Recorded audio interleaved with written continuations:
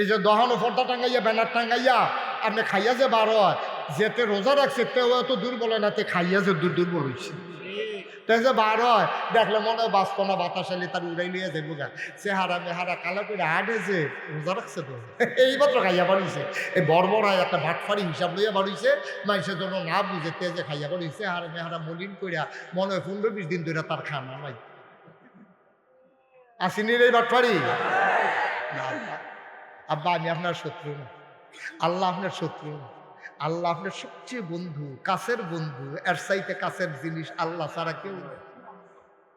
একটা ক্ষতি আপনার চায় নাও, কেমনে খালি আপনার জান্নাতও দিব, আল্লাহর ফেরেশানি শেষ নাই।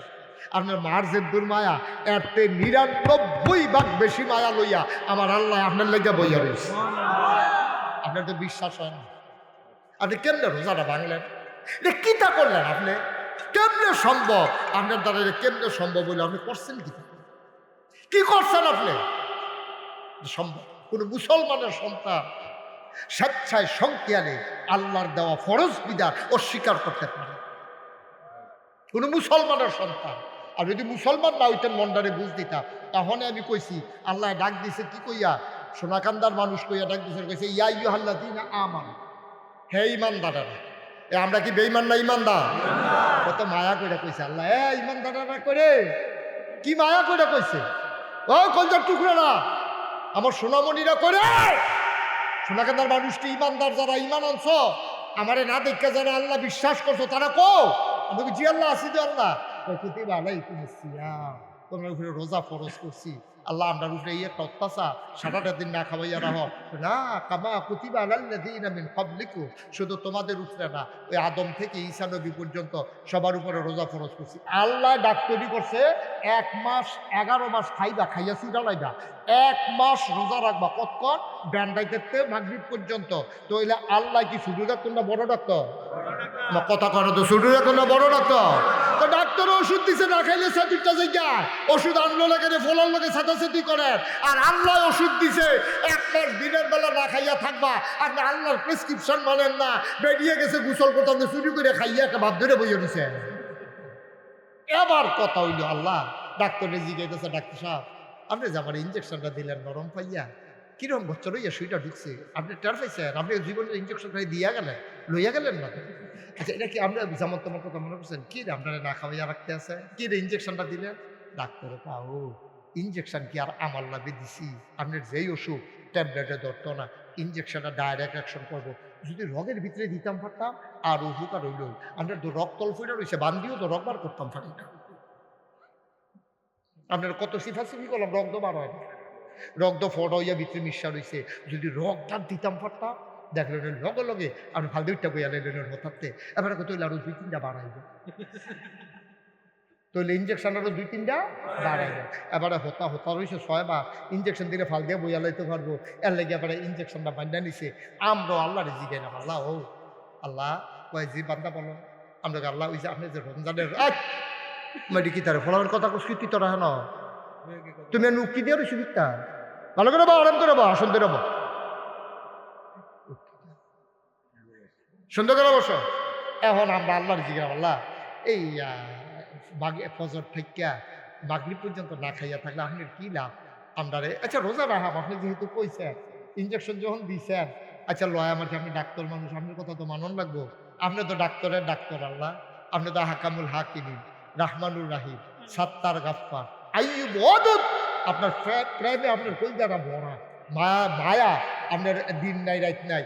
আল্লাহ কইয়া ডাক্তার দিতে দিলে আপনি জিবান্দা কইয়া ডাক দিয়া লাভ দিয়া উঠতে পারেন।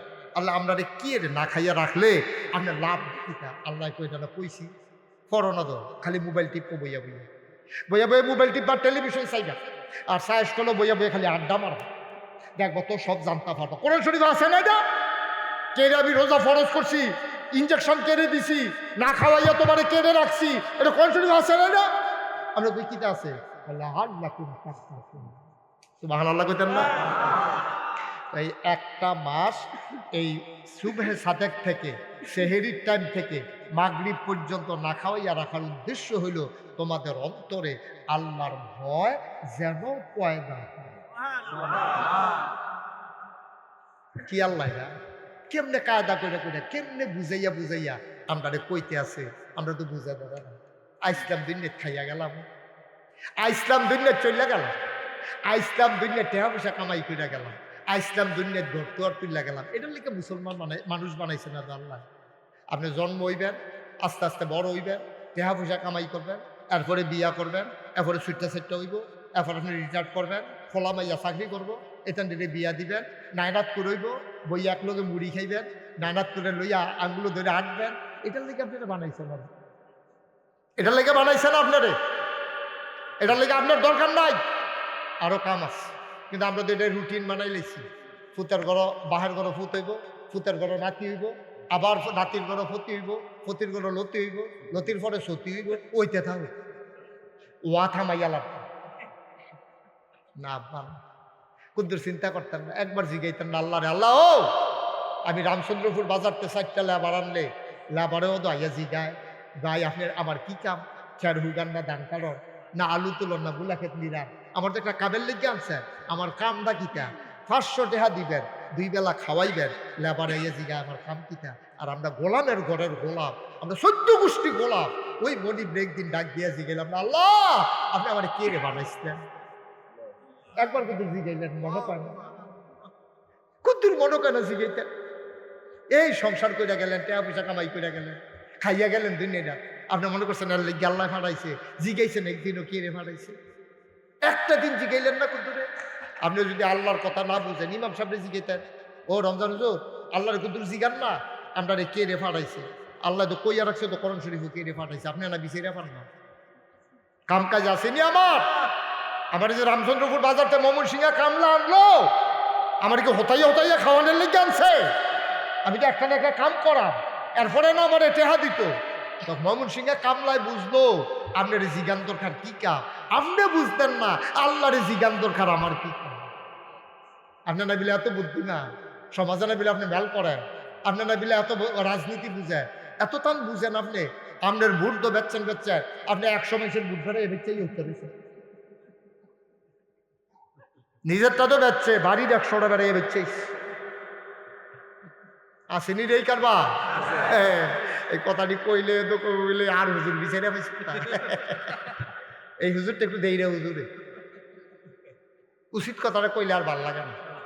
নিজের বুটটা তো বেচছে আরো 100 বুট বেড়ে বেচছেই, আপনি বুট বেচুন না কেন, আপনি নিজের বুট বেচুন না, আল্লাহ আপনার কাছে আমানত না রাখছে, আপনি যারা ভালো মনে করবেন ভোট দিবেন, আপনি বেচছেন কি ঠেয়া গেছেন বুটটা, আপনি হগিন্নির ভূত ভোট বেচা ঠেয়া খান, আপনার না বংশাবলী মানুষ, আপনার না দামি মানুষ, আপনার মতো মানুষের বুট বেচা ঠেয়া খায় কেমন আবার, আমরা কি হগিন্নির ভূত যে বুট বেচা ঠেয়া খাওয়ান লাগবো, আল্লাহ আমরা খাওয়া না, আমরা কি হগিন্নির ভূত নির্বাচন হইলে চা খাওয়ান লাগবো কি, আল্লাহ আমরা চা খাই না, অনেকে দি চা খাইতে খাইতে রক্ত বেরিয়ে পানি চা বানাই নিছে, নির্বাচন হইলে চায়ের লেগে এত ফাগল কেড়ে, বুট বেচনের লেগে এত ফাগল কেড়ে, এই কথা দিয়ে আর ওখান কই লাভ নাই, যেহেতু গেছে আবার 5 বছর পরে আইলে কয়া